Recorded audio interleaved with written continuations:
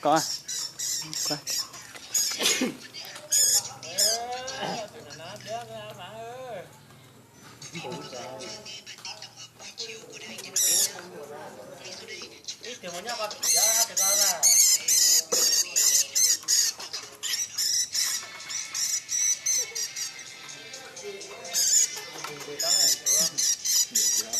Con bên kia gọi là chuột gì đấy anh?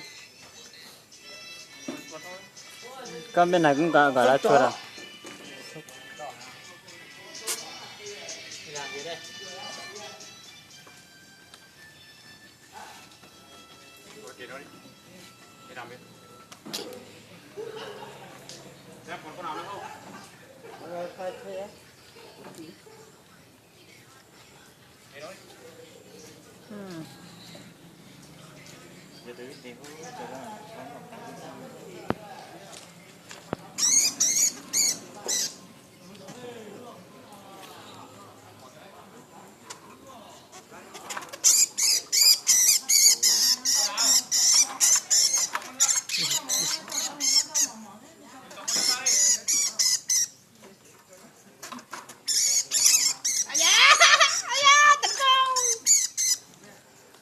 Chết có lẽ chưa cái tao rồi.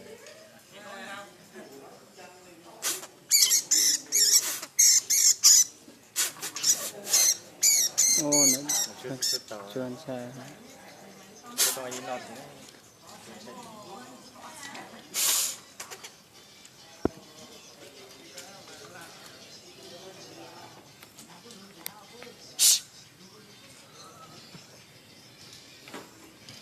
Quay nó nè.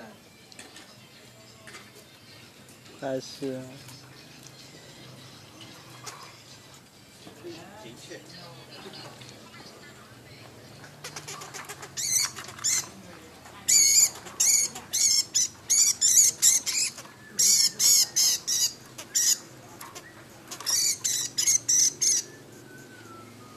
Tới đấy. Đào hàng rồi. Chuột đào hàng rồi.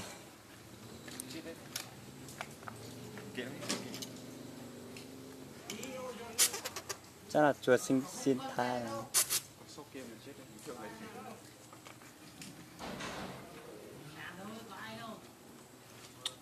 Chứa thì nên cho nó lại toàn trâu á. Còn chết chết thì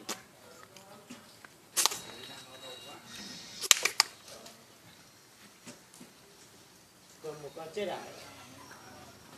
Một con ngã bệnh à? Nhỏ với họ.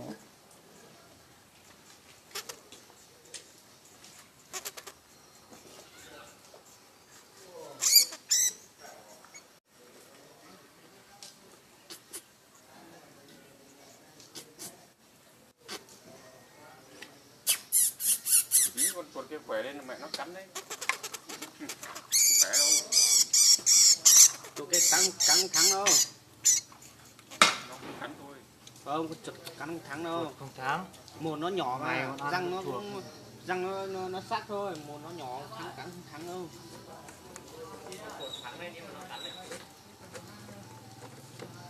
Đi tối nó thịt rồi ngay. Này ngu thế nhỉ? Nếu dám cắn.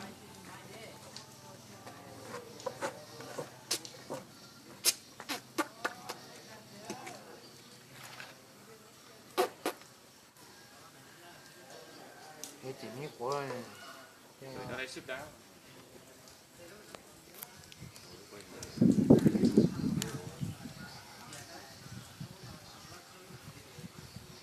Ôi mẹ ơi, tạt tàn ơi, có chó nhắc không này nè. Ô.